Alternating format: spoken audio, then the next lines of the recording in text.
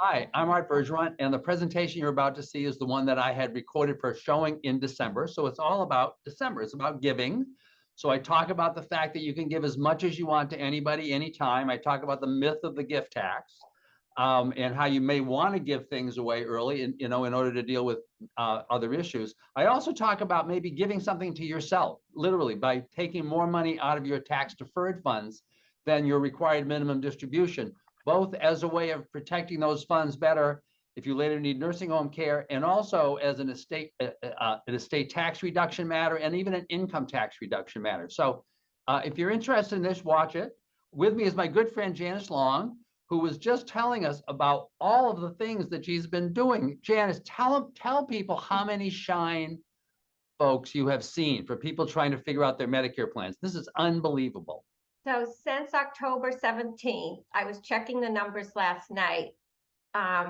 We have seen 499 people just since October 17th for Shine. It's unbelievable. And it's such a huge service that many people don't realize saves people a boatload of money, right? It may be hard to get to see them before the end because the end is getting close. But right. Right now, we're booked. Our appointments are booked. But just this morning, I had a woman saved her over $700 just by changing her drug plan. So it's important to just have somebody check it out. So Janice, what else is happening at the Senior Center in December?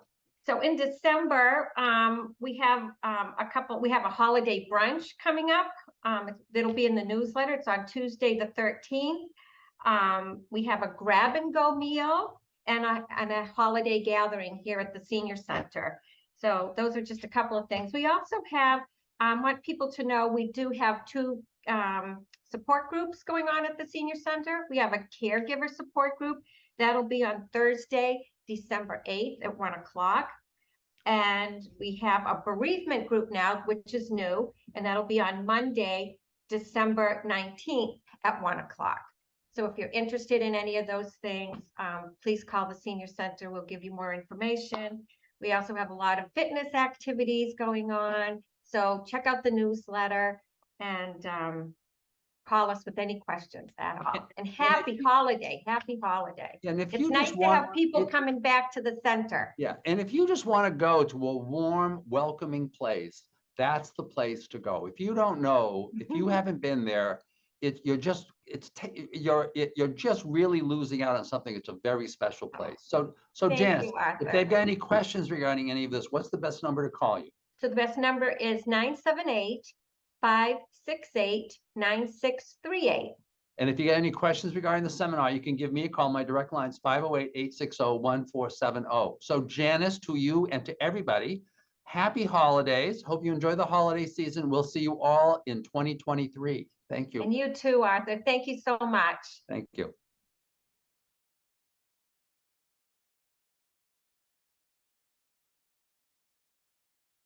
Hi, I'm Art Bergeron, and welcome back to my seminar series.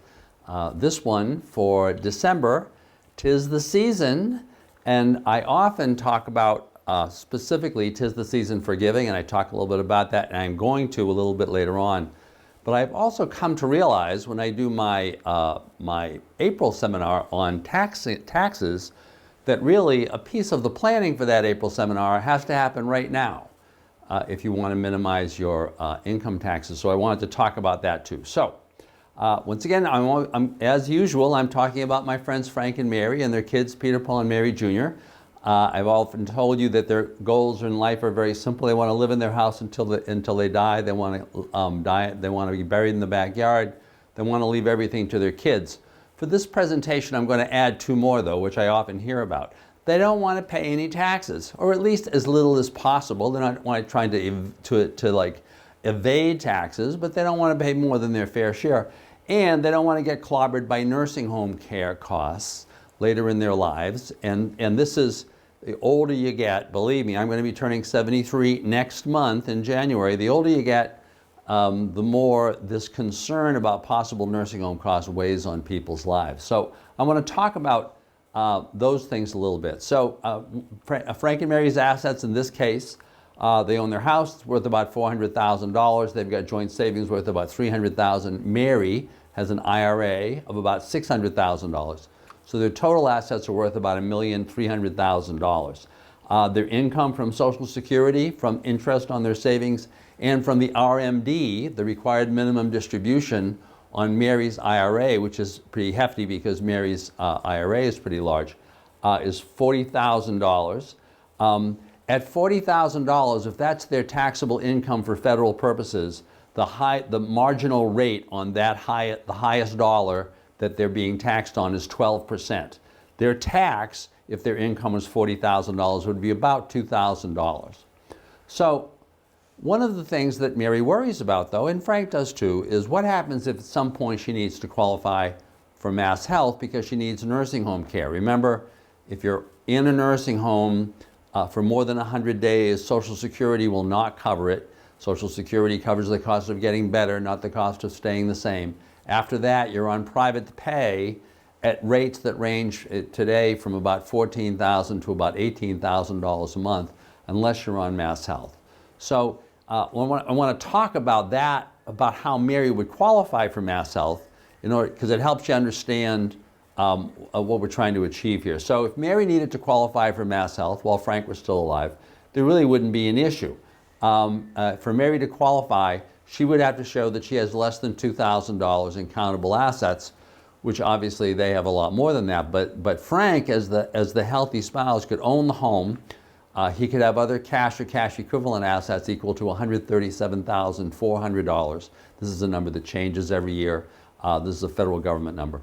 And Frank can have unlimited income.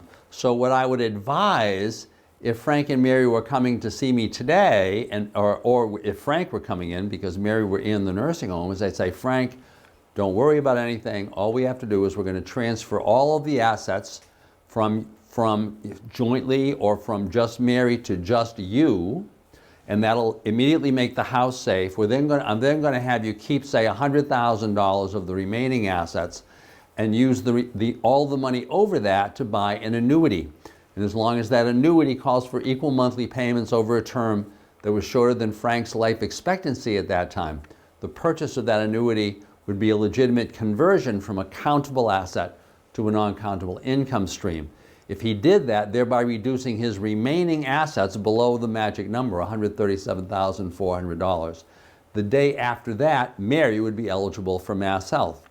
The only problem in this fact situation, though, is that IRA, Mary's $600,000. Because in order to transfer those IRA funds to Frank, Mary's going to have to pull them out and pay the taxes on them. The federal taxes are going to be fairly stiff. What's going to happen as a result of that is that Frank and Mary's combined income is going to jump from $40,000 a year to $640,000 a year. That's a big jump. And the top marginal rate of federal taxation that they're going to pay is 35%. So their total tax that year is going to be about $161,000. So the question is, if you're Frank and Mary and you're thinking about the future, how can you plan so that if Mary needs nursing home care, you're not going to have to take that tax hit? And the answer is really higher annual withdrawals from the IRA. Now, I know that you're all going to say now, well, but wait a minute. I've always thought that what we want to do is minimize our withdrawals from the IRA, because by minimizing the withdrawals to nothing but the RMD, the required minimum distribution every year, we're minimizing our income tax. And in the short run, that may make sense, right? But in the long run, if as a result of Mary needing to qualify for Mass Health at some point, she then has to take all the rest of the money out in one big lump sum, that ends up causing that huge tax hit. Alternatively, what Mary could do is take advantage of the fact that the federal income taxes on different chunks of money at marginal rates. The marginal rate of taxation for income that is below $83,550 is only 12%. Remember, what Frank and Mary were going to be paying in tax was 35% by pulling all of the money out at once. If instead they took advantage of this fact and figured that every year, and I'm just giving you the example of these are the 2022 numbers, that if in 2022, for example, Frank and Mary, in addition to the $40,000 of their income and their regular RMD, took out an additional $43,550, so that their total income was only $83,550, the marginal tax rate on all of their money would only be 12%. The additional tax to Frank and Mary in this particular year would only be about $5,000. If we assumed that they did that every year for the next 15 years, the total additional tax would only be $75,000, or less than half of the tax that they would have had to pay if Mary had taken out all of the money at the same time. So for tax planning purposes, this may make a lot of sense. By the way, even if Frank and Mary aren't worried about nursing home care, they may want to think about doing this for another reason, and that is, if Frank and Mary are assuming that, suppose that they had more assets and they weren't even worried about nursing home care because they had long-term care insurance or whatever. In general, Frank and Mary's tax rate annually on their income is going to be lower than that of many of their children. Once again, we're assuming in this case that Frank and Mary's income was only $40,000. But even if it was $75,000, the tax rate on that income that they're going to be receiving is going to be very low, because it's simply going to, remember, the income on your RMD, the income on your IRA, or the money that you take out of your IRA, simply gets added to your other income. So it may very well be that if instead of taking out their IRA early and leaving it to their kids are going to end up paying more tax on this money than they would, because their kids may very well be in much higher brackets. I often talk to clients, not surprisingly, who are retired, most of whose children, or many of whose children, are making much more than they do, probably much more than they ever did. Right? So in that case, if the parents if Frank and Mary want to maximize the amount of their money that ends up going to the kids, then regarding the IRAs, it may very well make sense for them, even without considering Mass Health, to take the money out early. Now, once they take the money out, well, what do they do with it? Oftentimes, they're not even thinking about this because they've just got this money and it's an IRA and they take out the RMD. So they may, they want to pool it obviously with their other savings. They may want to get an investment advisor to invest the money.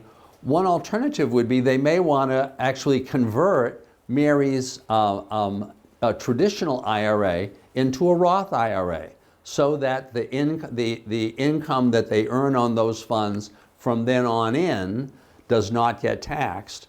But if Mary later needs to qualify for Mass Health and needs to shift the money to Frank, the vast bulk of that money, at least all of the money that they put in the first place, is not going to be subject to income taxation.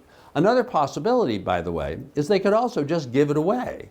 They could just give it away. And I'm just going to talk about that a little bit. They probably would not want to do that if they're concerned about nursing home care, because while they're both alive, because they realize that if one of them is alive, they can always just shift the money to the other spouse and do the things that I talked to you about. Whereas if they left the money to the children, or if they just gave the money to the children and then needed to qualify for Mass Health, that gift would be subject to that 5-year look-back period that we all know about. But take a different example. Say that Frank had died. He's just a picture on the wall, and Mary is now trying to figure out how she can protect these assets, those same assets, $400,000 house and $900,000 in other assets, from nursing home care. One way that she can do that is by simply giving away the assets and then waiting that 5 years.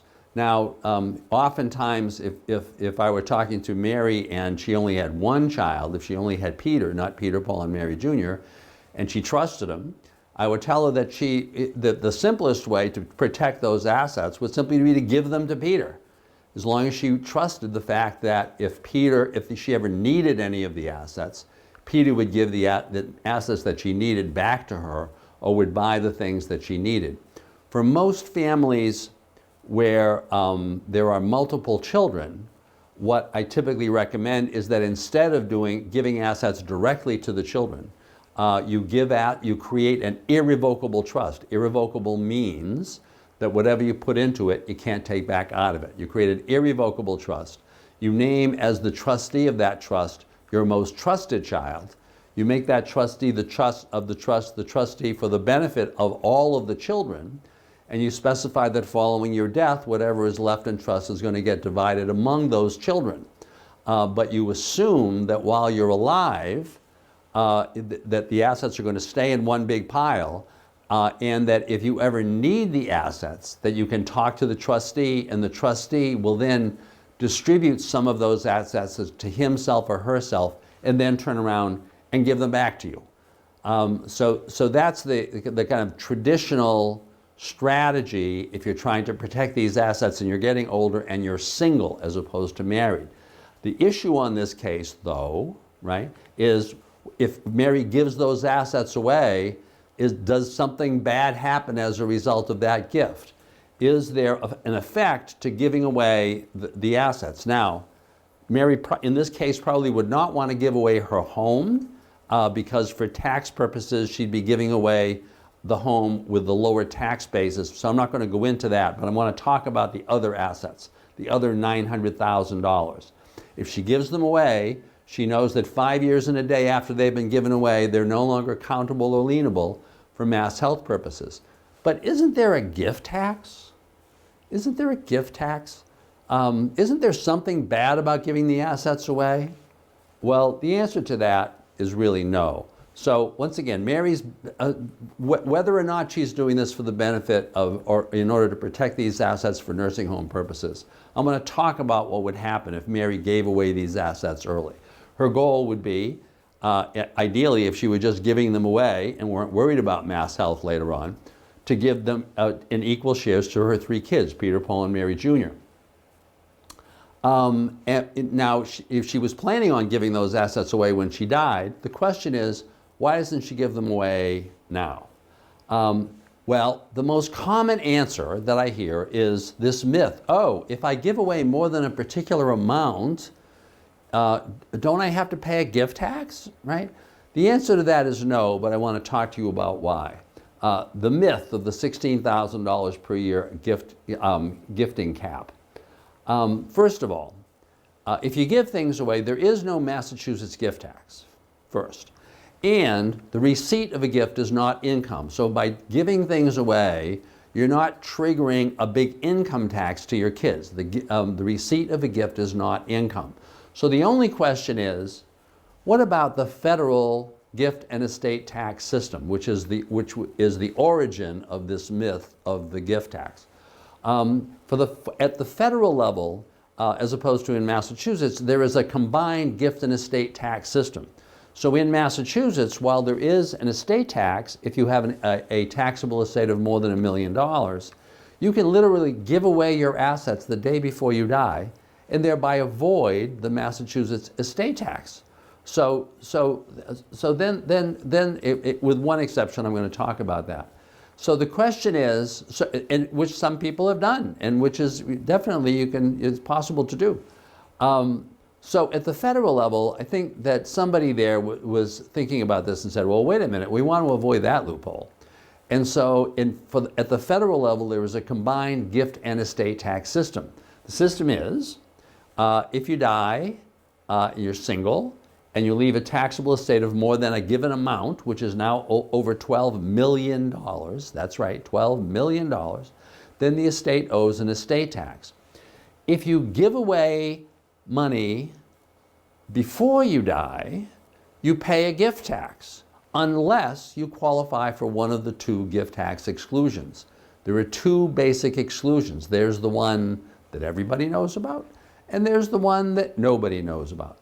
The one that everybody knows about is that if you give away, that you have the ability to give away a given amount per person per year to anybody that you want. That amount used to be $10,000. But there is an inflation provision in the federal law, so it has gone up over time. The amount actually in 2022 is $16,000. So you can give anybody that you want up to $16,000 a year without paying any federal gift tax. In addition to that, in addition to all those gifts, even if you've made all of those gifts, in addition to those, though, everyone has a lifetime exclusion, a gifting exclusion equal to the federal estate tax number, which now is about over $12 million. In other words, unless over your lifetime you're planning on giving away more than over $12 million, there will never be a federal gift tax payment that you will ever have to make. So you can give away as much as you want to anybody you want at any time for federal gift tax purposes. So in other words, going back to the Frank and Mary case, or the Mary case regarding Mass Health, Mary could literally give away all of her assets, including all of the $900,000, to her kids or to an irrevocable trust for the benefit of her kids. As long as she's not a beneficiary of the trust, that's considered to be a completed gift, even though it wasn't given specifically to the kids, right? And she won't pay any gift tax. But now I want to switch into this issue of doing the gifting in order to avoid the estate tax. Giving away to reduce or avoid the Massachusetts estate tax. So in order to understand your options in terms of reducing or avoiding that estate tax, you need to understand a little bit about the estate tax itself, the Massachusetts estate tax. So Massachusetts imposes an estate tax on all estates of greater than $1 million. What is the taxable estate? The taxable estate and the probate estate are not the same. The assets that Mary owns in her own name, which do not have named death beneficiaries, which aren't owned jointly with someone else, right, are assets that would pass through the probate estate. Mary could avoid probate by paying attention to those assets and figuring out, for example, in the case of investments, making sure that she's named death beneficiaries. If she has a life insurance policy, making sure she's named a death beneficiary, having assets held jointly with some of her kids. There are a number of ways that Mary could avoid probate as to most, if not all, of her assets. For estate tax purposes, though, all of those assets remain part of the taxable estate, whether it is life insurance proceeds or joint assets or assets where Mary dies and names somebody as a death beneficiary. All of those are part of the taxable estate. So if Mary dies, leaving an estate, a taxable estate of some amount, then what the family needs to do at that point is to calculate whether there is an estate tax. You would calculate that two different ways. Under Massachusetts law, there are two ways of calculating the estate tax. What you do is you take the taxable estate and you calculate the estate tax both ways, and then you look at the answer kind of regarding the two estate taxes, and you pay the lower number. So there are two ways of calculating the estate tax. One is using the chart, and one is using the alternative tax, and you always pay the lower tax. What is the chart? The chart is the chart that was created when the estate tax was created, I believe in the 1920s, at which time, if you died leaving a taxable estate of more than $40,000, it was considered that you had a lot of money, which sounds amazing at this point, and it sounded amazing to me when I first saw the chart, and then I remembered that when my parents, who bought their home in 1940, a two-family house, because the family was growing, they paid $2,000 for that house. Now, that was a tremendous amount of money. They had to get a mortgage. They had to rent out the other side of the house so that they could afford to pay the mortgage. This was a huge amount. So imagine at that time, $40,000 was 20 times the value of that house. Think about the value of your house, multiply by 20, and think about how much money that is, right? So anyway, so when the chart was created, $40,000 was a lot of money. And so If you had less than $40,000 in a taxable estate, you paid no estate tax. And after that, you paid, using this graduated scale, between 40 and 90,000, you paid 0.8%. Between 90 and 140,000, you paid 1.6%, and on and on. The highest rate of taxation is 16%. At the point that you're at around $1 million, your rate is around 6.4%. If you had a taxable estate of $1 million, your estate tax would be $36,560. $36,560. Now, what happened historically was that over time, basically the price of real estate went up, like a lot. And over time, therefore, folks, it started turning out that everybody in the middle class had a house, was paying, there was an estate tax. And so they leaned on their legislators, and the legislators, instead of changing this chart, basically said, no, what we're going to do is we're going to create an alternative tax system. And the system is going to be, and what we're going to do is we're going to say, we're going to increase that threshold number from $40,000 to a higher number for purposes of this alternate tax. And initially it was increased to $100,000, it was increased to $500,000, then $600,000. I remember in my lifetime, it was increased to that $1 million figure. That happened, about 20 years now. And that has not changed since. So the alternative tax system is simple. You take the taxable estate, the very same taxable estate that we talked about before, and you say, okay, if that taxable estate is less than $1 million, you pay 0 in estate tax. If it's more than $1 million, you pay 40% of all the dollars over the $1 million. So if you have a taxable estate of $1 million or less, you pay 0 in estate tax. If you have an estate tax of $1,001,001, you pay an estate tax of 40 cents because using this alternative tax, because 40 cents would be 40% of $1. If you had an estate of $1,100,000, you'd pay an estate tax of $40,000, which is 40% of all of the dollars over $1 million.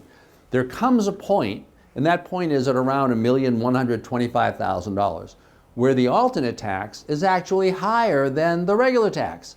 And at that point, you kind of forget about the alternate tax and you're just back to the chart. So using Frank and Mary's using Mary's as an example, she has $1,300,000. If she dies, you would take that estate, you would calculate her liability using the chart, and the tax in that case would be about $53,200. You would then calculate the tax using the alternative, which would be 40% of all of the dollars over $1 million, which would be 40% of $300,000 or $120,000. Mary would pay, in this case, the lower amount, which would be $53,200. Now, what about if Mary decides to gift her way out of the estate tax? She can do it two different ways. If she wants to take advantage of that alternate tax chart and therefore get her number below $1 million and pay 0 in tax, the gifts that she makes have to be no higher than the federal gift tax amount. In this case, this year, $16,000 per year. So what Mary could do is Mary could make 19 gifts of $16,000 apiece, which if she took her kids, if she took her kids' spouses, if she took the grandchildren and she added them all up, probably wouldn't be hard to get to 19. So if she gave away 19 gifts of $16,000 or a total of $304,000, she will have thereby reducing her remaining taxable estate to $996,000 or just below $1 million. And then she died, she would pay no estate tax. If she makes the gifts in amounts higher than that $16,000, right, then those extra gifts have to be added back into her estate, and therefore she couldn't take advantage of this system.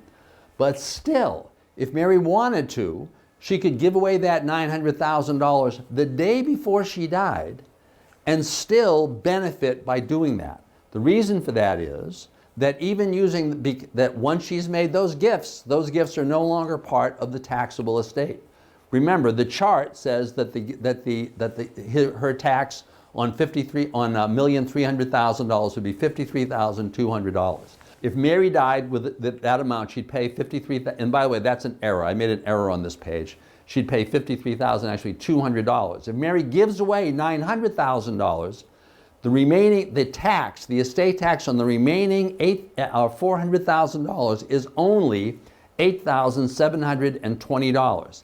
Because of my math error, my final savings amount is a little bit off, but not much. She would save around $45,000 by literally giving all of the assets away the day before she died. So, I hope you found this presentation helpful, both in terms of thinking about gifting and in terms of thinking about withdrawing more money from your IRA every year before the end of the year. If you have any questions on any of this, remember you can always reach me you can go on YouTube and Google Frank and Mary's YouTube channel, Elder Law Frank and Mary. Remember, the goal of life in all of this is to sleep well, right? So if you have any questions on any of this, please give me a call at 508-860-1470. Merry Christmas, happy holidays. We'll talk to you next year. Thank you very much.